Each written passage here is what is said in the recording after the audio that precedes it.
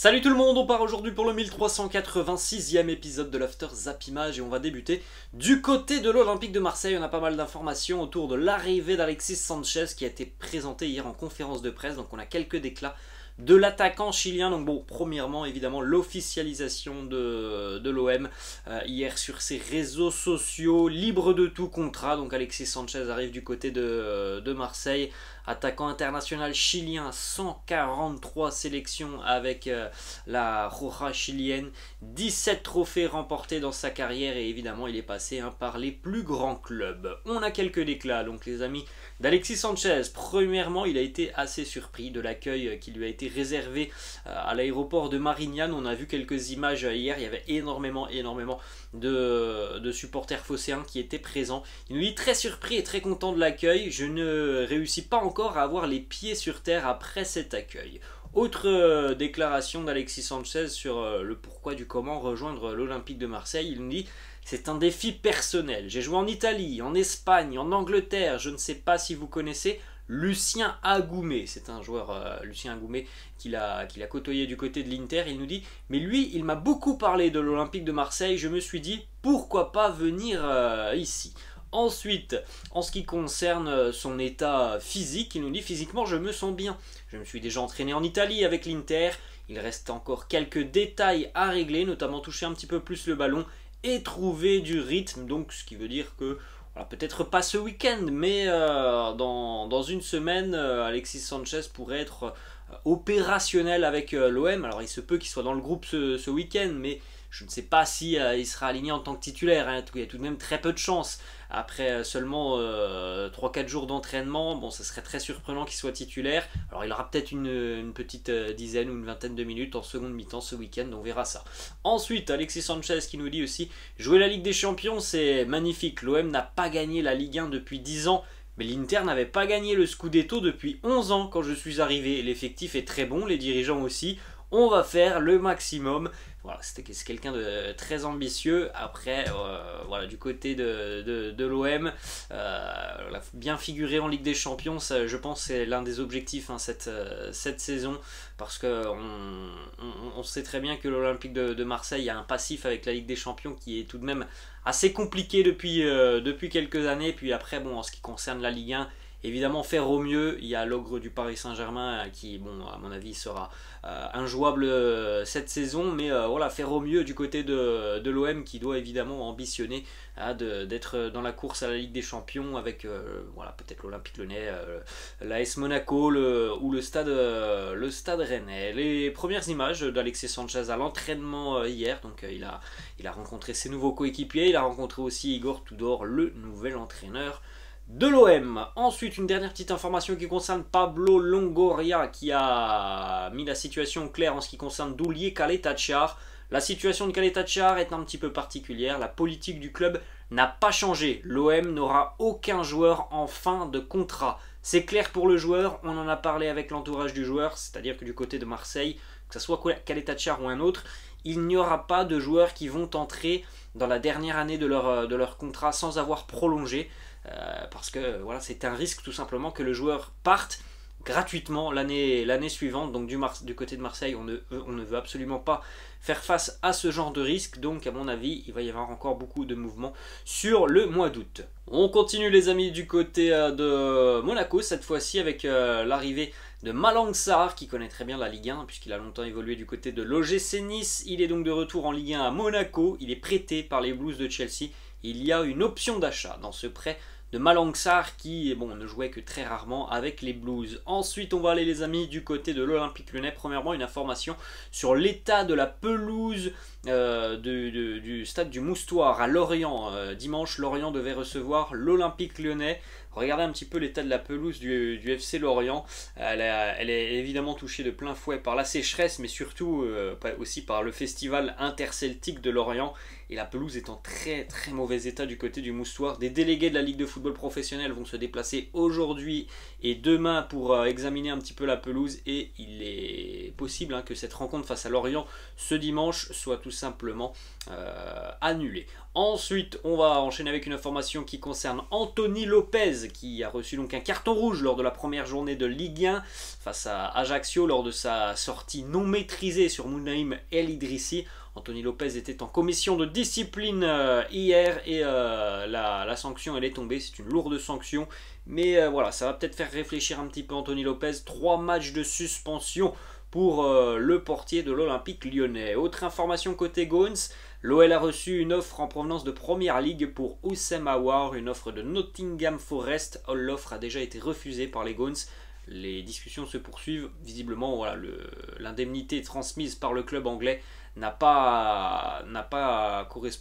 correspondait pas aux attentes de l'OL, mais les discussions se poursuivent tout de même. Ensuite, on va à Lille. Une information chez les Dogs qui ont déjà réalisé un joli petit mercato, qui ont un entraîneur ambitieux.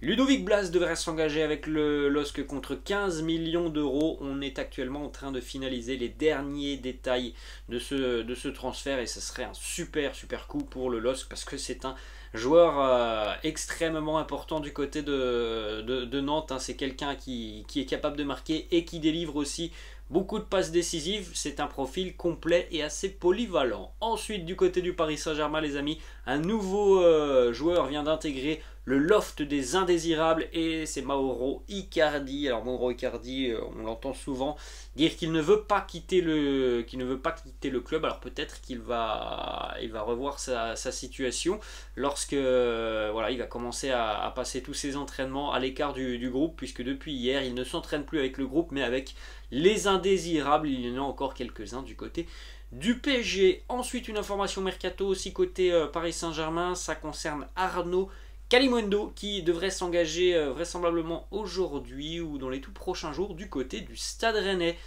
pour 25 millions d'euros plus un pourcentage à la revente. Arnaud Kalimundo qui reste sur 2 prêts hyper positifs du côté de Lens. C'est un attaquant pétri de talent, on l'a vu encore sur cette pré-saison avec le Paris Saint-Germain. C'est un attaquant qui est capable de jouer de haut but, qui est capable aussi de finir les situations. C'est un profil qui pèse. Donc vraiment, je pense que ça peut être un très joli coup pour le Stade Rennais. On va les amis cette fois-ci du côté de l'Espagne, une déclaration de Bernardo Silva, le joueur de Manchester City. Il nous dit « Je n'ai aucune idée de ce qu'il va se passer sur ce mois d'août. On va voir. Ma relation avec le club est très honnête, elle est très bonne. J'ai été discuter avec le club de Manchester City. Ils savent ce que je veux. Voilà, donc il est resté très évasif. Il a aussi dit, voilà, du côté de Manchester City, on n'aime pas avoir des joueurs qui soient malheureux. Moi, je suis très heureux à Manchester City, mais je ne sais pas ce qu'il va se passer sur le mercato. S'il y a un départ, il l'a dit aussi, eh bien voilà, ça sera comme ça sera le football, mais je ne suis pas contre continuer aussi à City. Donc voilà, tout semble être ouvert. Maintenant, je pense que la clé du dossier Bernardo Silva, c'est tout simplement le Barça hein, qui l'a entre ses mains. Ensuite, les amis, on va du côté donc, du Barça, justement, avec une information qui concerne donc les signatures des nouveaux joueurs. Alors, on rappelle, le Barça, dans 48 heures, va reprendre le championnat face au Rayo Vallecano. À l'heure actuelle, à l'heure où je vous parle, il n'y a aucune recrue du Barça sur ce mercato estival qui est enregistrée en Liga. Aucune. Donc ça veut dire qu'aucune de ces recrues ne peut jouer face au Rayo samedi. La priorité, s'il y a des soucis pour enregistrer ces recrues, elle sera donnée évidemment à Robert Lewandowski. Hein, ça sera le premier joueur qui sera enregistré en Liga du côté du FC Barcelone. Donc voilà les amis, à l'heure actuelle, les joueurs du FC Barcelone qui ne sont toujours pas enregistrés en Liga. Lewandowski, Kessié, Christensen, Rafinha, Ousmane Dembélé avec son nouveau contrat, Jules Koundé et Sergi Roberto. Petite information qui concerne Gérard Piqué qui va de nouveau réduire son salaire pour que le Barça puisse enregistrer des recrues. Le joueur était même prêt à jouer gratuitement. Bon, alors ça, voilà, on entend souvent ce genre de choses. Pas sûr hein, qu'il était vraiment prêt à jouer gratuitement. En tout cas, il ne jouera pas gratuitement. Le salaire de Gérard Piqué qui va être réduit. Il l'avait déjà baissé la saison passée. Ensuite, une petite information qui concerne justement eh bien, ces signatures. Hier, le vice-président du Barça, Rafa Yuste, a été interrogé à sa sortie donc, du Camp Nou. Est-ce que vous êtes optimiste en ce qui concerne les signatures et les enregistrements des joueurs? Voilà, réponse très simple, oui. Donc ça devrait se faire. En tout cas, c'est ce que l'on souhaite pour le Barça, hein, que ça se fasse le plus rapidement possible. Une petite information mercato qui concerne les Blues de Chelsea et l'intérêt qui est porté à Frenkie de Jong. Chelsea va vraisemblablement matcher avec l'offre de Manchester United, c'est-à-dire que Chelsea va égaler l'offre de Manchester United qui est de 85 millions d'euros, mais à l'heure actuelle les amis, il n'y a toujours pas d'accord entre les Blues et l'international néerlandais. On jette un coup d'œil les amis à la composition d'équipe probable du Barça pour affronter le Rayo Vallecano. Ça sera samedi. On pourrait donc retrouver Ter Stegen, Arroyo, Christensen, Eric Garcia, Alba, Busquets, Gavi, Pedri, Dembélé, Lewandowski et Rafinha. Petite info aussi qui concerne Thomas Tuchel qui est en train de faire le forcing auprès du propriétaire des Blues de Chelsea, Todd Boehly, pour signer Pierre-Emerick Aubameyang. Il considère Aubameyang comme l'attaquant idéal pour les Blues de Chelsea. À l'heure actuelle, aucune offre n'a été transmise au FC Barcelone. Et il faut savoir aussi que bon, Xavi il va peut-être perdre Memphis. Il n'est pas non plus très chaud pour perdre Pierre-Emerick Aubameyang. Donc c'est pas une affaire qui s'annonce hyper simple. On va les amis du côté du Real Madrid. C'était hier la Super Coupe d'Europe pour les Merengues. Et les Merengues sont super champions d'Europe. Le Real s'est imposé 2-0 face à l'Eintracht Francfort au terme d'un match complètement maîtrisé par les Merengues. David Alaba et évidemment Karim Benzema. Ça fait déjà 3 matchs, 3 buts pour Benzema cette saison sur les 2 matchs amicaux auxquels il a participé, plus celui-là face à l'Eintracht. A noter que le Real Madrid est une véritable machine à gagner lors des finales. Depuis 2014, 19 finales pour le Real Madrid. 17 ont été remportés par la Casablanca. Ensuite, regardez donc pour Karim, c'est aussi un événement important puisqu'hier c'était son premier trophée en tant que capitaine. Et hier, ce petit but qu'il a inscrit donc face à l'Eintracht lui permet de devenir officiellement le 2e meilleur buteur de l'histoire du Real Madrid. Seul un joueur a marqué plus de buts dans l'histoire du Real Madrid que Karim Benzema, c'est Cristiano Ronaldo qui est encore évidemment très loin. 450 pour Cristiano, 324 pour Karim Benzema. C'est magnifique ce qu'a fait Kabenwebe tout au long de son parcours légendaire du côté du Real. L'année 2022 de Kabenwebe, Liga, Ligue des Champions, Super Coupe d'Espagne, Super Coupe d'Europe, meilleur buteur de Ligue des Champions, meilleur buteur de Liga. Voilà, je pense que voilà, tout est dit, il n'y a pas de doute là-dessus. Karim remportera le Ballon d'Or. Carlo Ancelotti qui nous dit « Il ne fait aucun doute que Benzema va remporter le Ballon d'Or, même si tout peut toujours arriver dans le football. » Eh bien, on espère surtout qu'il n'y aura pas une mauvaise surprise, hein, parce que là, ce serait tout de même honteux de donner le Ballon d'Or à un autre joueur que Karim Benzema qui a tout remporté quasiment cette saison.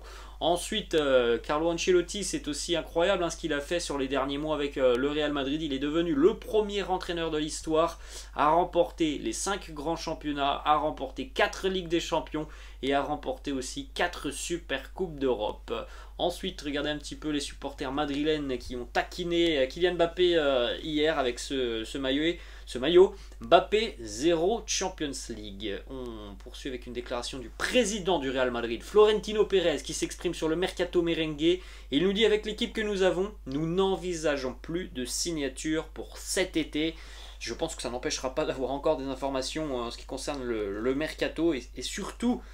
Voilà, ça c'est une déclaration à l'instant T. S'il y a du mouvement et des départs, eh bien peut-être que voilà, il y aura une surprise, mais je pense que, comme le dit Florentino, comme l'a dit Carlo il y a quelques semaines, le mercato du Real est terminé.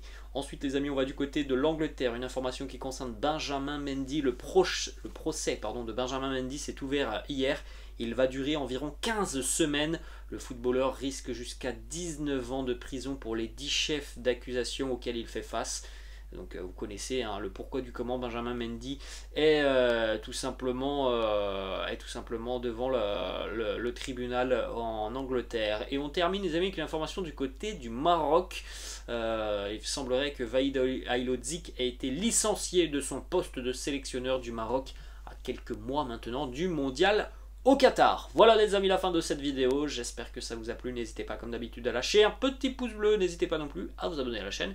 Bon les amis, je vous laisse et je vous dis à demain. Ciao.